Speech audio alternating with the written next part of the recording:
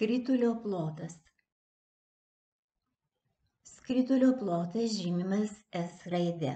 Apskaičiuojamas pi padauginti iš r, tai yra spindulys kvadratu.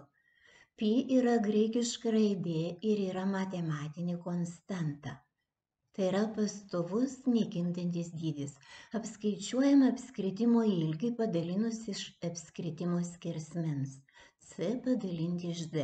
Kiekvieno apskritimo ilgio ir skersmens santykis yra vienodas ir yra lygus apytiksliai 3,14. Duotoje užduotyje reikia apskaičiuoti skritulio plotą. Žinomas skritulio spindulys, kurio ilgis 3 cm. Plotą apskaičiuojame pi padauginti iš spindulys kvadratu.